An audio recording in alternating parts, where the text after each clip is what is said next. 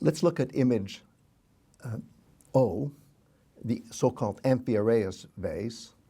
And this is just one panel on the vase, and the line drawing shows the curvature of the vase so that you can get a sense of how the painting isn't flat, it's curved, it's following the curve of the vase on which the painting is painted. And in this particular case, yes, you have another apobatic moment. In this picture, we're quite certain that the warrior is stepping onto the chariot, not off the chariot. Mm-hmm. The warrior himself is Amphiaraos, who is one of the stars, so to speak, of the Seven Against Thebes epic tradition.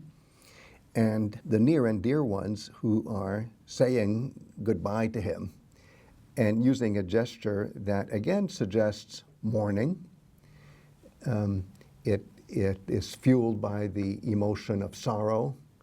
When we react to it, we say this is a scene of pity.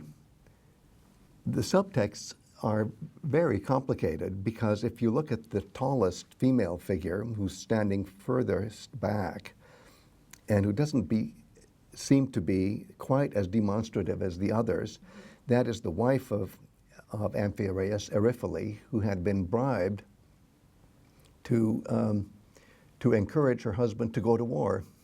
And the bribe was a necklace, which is what she's holding. And that's a subtext, isn't it? And so you see how occasionally when we know enough evidence from the verbal arts, know enough evidence from the visual arts, we can see that even this particular snapshot of a story has so many different currents flowing in and out of it. The traveler Pausanias, who saw a piece of art that is very similar to this, would be projecting the feelings of Amphiaraos, how Amphiaraos, when he's looking back, is giving dirty looks to some of the people who are saying goodbye to him, and giving very kind, loving looks towards others. Yeah. So how's that for complication? Yeah. And I love the way this particular painter has put so many signs into this, including little animals. And each of these animals, you can bet, is the star of some fable where humans and animals are interacting with each other. And there's only so much we can reconstruct. We can do better with, for example, the flying bird on the right as we're looking at it, because whether a bird flies leftwards or rightwards will have a meaning. There are all sorts of other cues. For example, look at the old man who is a prophetic figure who is definitely in grief and is sitting there abjectly contemplating what's going to happen.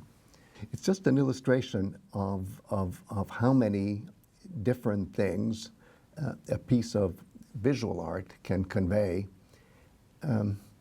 all at the same time. These are things that are not happening at the same time if you were giving an epic or even a lyric narrative.